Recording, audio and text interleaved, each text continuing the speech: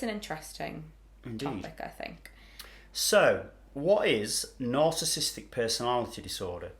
Narcissistic personality disorder, one of several types of personality disorders, is a mental condition in which people have an inflated sense of their own importance. Like you. Well, I was looking at you, Rachel, then. A deep need for excessive attention and admiration, troubled relationships, and a lack of empathy for others. What are you trying to say? But behind this mask of extreme confidence lies a fragile self-esteem that's vulnerable to the slightest criticism.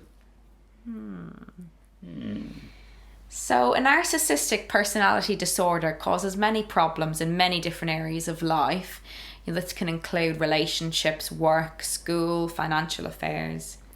People with narcissistic personality disorder may be generally quite unhappy and disappointed when they're not giving, the special favours or not given that admiration that they believe that they deserve. They might find their relationships unfulfilling, and others may not enjoy being around them. There's so many different signs and symptoms of this personality disorder, and obviously the severity of that does differ depending on the person.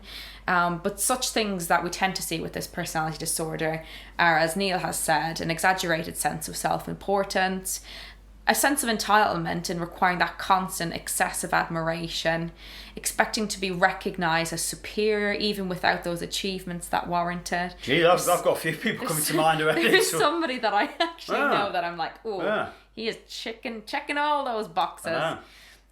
Tends to exaggerate their achievements and talents. Quite preoccupied with fantasies about success, power, brilliance, beauty, or the perfect mate. Believes they are superior and can only associate with equally superior people. Well, we all know people like that, don't we? They tend to belittle or look down on people and perceive others as inferior. And sometimes they can take advantage of others to get what they want. They tend to have an inability or an unwillingness to recognise the needs and feelings of others. So again, that comes back to empathy. They can be quite envious of others and believe others envy them, which is kind of a weird thing that they envy others but also believe others envy them. Both ways, doesn't it? But again, it's down to that low self-worth. Also behaving in quite an arrogant or a cocky manner, coming across as conceited. Haughty manner.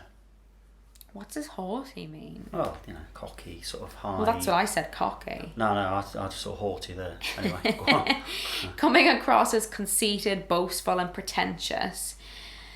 And they can insist on having the best of everything, for instance, the best car, the best office, the best house. And I know the ones that Rachel just listed there. I mean, it doesn't have to be, all of them. No. And to some degree, I think at some time we can all... Yeah. I mean, obviously, I don't take many of them at all. Oh, no, you're so humble. Well, I try. But, so it's if they're ticking these boxes consistently. And I think it's when it's getting to the point where it's actually causing an impact in their life. It's causing an impact on the relationships or at work or at school or wherever it may be. That's when it's a disorder, really. At the same time, people with narcissistic personality disorder have trouble handling anything they perceive as criticism, and they can become impatient or angry when they don't receive special treatment, have significant interpersonal problems and easily feel slighted. They can react with rage or contempt, and try to belittle the other person to make themselves appear superior. They can have difficulty regulating emotions and behaviour. They can experience major problems dealing with stress and adapting to change. They can feel depressed and moody because they fall short of perfection. They can have secret feelings of insecurity, shame, vulnerability and humiliation. It's not known what causes narcissistic personality disorder. As with personality development and with other mental health disorders, the cause of narcissistic personality disorder is likely complex. Narcissistic personality disorder may be linked to the environment, mismatches in parent-child relationships with either excessive adoration or excessive criticism that is poorly attuned to the child's experience. Genetics, so inherited characteristics. Neurobiology, the connection between the brain and behaviour and thinking. It's kind of all that stuff like between nature and nurture, isn't it, really? Yeah, I think so. So narcissistic personality disorder affects more males than females. I always think that's something to do with hormones, actually, but I don't know if that's just... I don't know. I don't know what the research... Yeah, it'd be interesting to see Yeah, into that. not- It often begins in teens or early adulthood as well. Again, which may lead into your hormone... Yeah, dip and development. kind of that development of the personality and all Yeah, that kind of stuff. Some children may show traits of narcissism. This may simply just be typical of their age. Yeah. Though. I mean, we all get those moody teenagers who think Yeah. they know.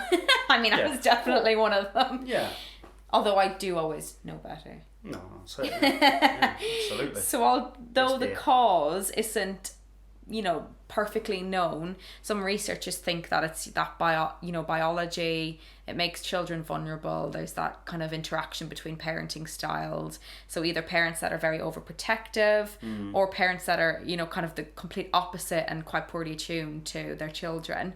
And of course you can't, talk about personality disorder without mentioning genetics and neurobiology, which could also play quite an important role, I think, in the development of people's personalities. In January 2018, the Oldenburg State Attorney's Office pressed charges against Hogel, accusing him of having murdered 100 patients between the 7th of February 2000 and the 24th of June 2005. 4 separate charges that were jointly tried. The deceased were aged between 34 and 96 years old. The indictment stated that in his position as a nurse, Hogel had killed patients by administering the following substances or medication without medical indication: potassium. How do you say that again? Adrenaline, I think. Saltolol Lidocaine. and Oh, I like saying this one. Go on, then. Amiodarone. I always think that rolls Amiodarone. nicely off the Doesn't tongue. it? It's quite nice. The main trial at Langricht, which is in Oldenburg, apparently, commenced on the 30th of October 2018. Sorry about my pronunciation. I mean, I'm not... I think it's pretty good, actually. I'm You're not- doing a I'm better not- job than I would. Funnily enough, I'm not fluent in German. Are you not? No, just French. Entschuldigung. Just French. That's the only word I know. It's a great word, though. It is.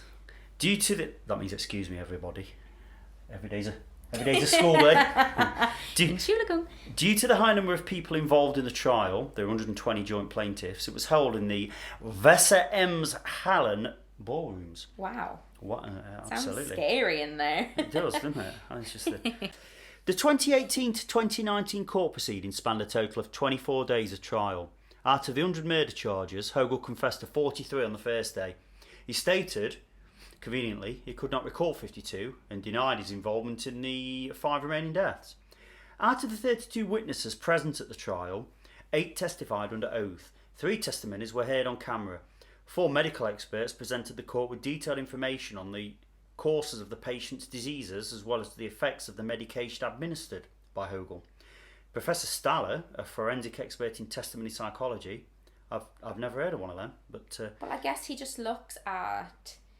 Well, the psychology of giving No, testimony. I know, but just And a term, truth just a and- term. No, I mean I get that, but just a testimony. He's a testimony psychologist. He's probably the Anyway. only one who is the... That's why Yeah, he's the maybe. expert. Yeah, I guess, yeah.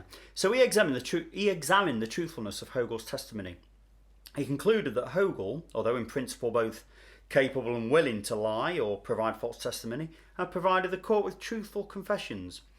I wonder how they reached that conclusion, though. Yeah, it's... Because you think, it just him? Hogel, he's really narcissistic. I think there probably is quite a high chance that he inflates the amount of murders. I mean, there's a possibility there, definitely. There's a possibility. I'd love to know, like, how he like made that. Is that all down to this one Professor Staller, this testimony psychologist? I mean, it's a lot of... I'm gonna have to Google him. It's a hell of a lot of responsibility there, isn't it? If it's just on one man.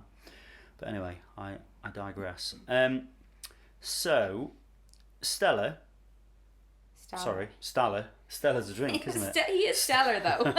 Stella Staller saw no indications for a false confession. On the 6th of June 2019, the court in Oldenburg sentenced Hogel to life imprisonment. Well, thank God for that. Hallelujah. Taking prior convictions into account, the court determined Hogel's severe gravity of guilt. a German legal term which significantly increases the respective sentence's severity and precludes a chance of early release after potentially 15 years. So he could have just done 15 years. He was found guilty on 85 separate murder charges and not guilty on 15 further murder charges. As both Hogel and joint plaintiff have appealed the verdict, this is not yet final. So it's November 2019 now, and I don't know, sometime next year. Yeah, I guess. We'll see what happens. Surely he's not going anywhere after 15 years. You got to be joking me. I'm not having that. Come off the stage. Come on. Revelations of apparent negligence by the hospital authorities have already led to other criminal investigations. 2 doctors and 2 nurses from the Delmenhorst Hospital were charged with manslaughter. This trial has yet to go to court. So that's additional to... Yeah, because they did have a responsibility to say something and they didn't do anything. Well, that's and they left him there overnight. Hey ho, go kill someone else then. Crackers, off you go. Crackers. After the 2015 sentence became valid, both the Delmenhorst Clinic and the Oldenburg Clinic stated their intention to compensate the victims' relatives. It's a bit late, isn't it, for that? But... I mean, better late than never, I guess. In July 2015, both clinics announced their plans of being the first clinics in Germany to introduce a process termed qualified I can't say that. Necropsy. That's the one. Involving an additional coroner. The introduction of this 2-man rule aims at preventing unnatural causes of death owing to criminal actions going unnoticed. So it's just kind of another sort of fail-safe... Well, it's lessons learned and stuff, isn't it? So it's like they have to obviously change something because they're accountable now. It looks a bit bad if they don't change anything, does it? So an additional coroner then. So basically you get like a second opinion. I guess that's what it means, yeah. Well, that's, I mean, at Which least... is fair enough. Yeah. So that's it for this week's episode. We hope you've enjoyed it as much as we have done making it. As always, please support us by liking and following us on Facebook. It's facebook.com/mad or bad. If you really like us, you can leave us a review on Facebook. You can also find us on Twitter at madorbadthepod. Thank you for listening. See you next time.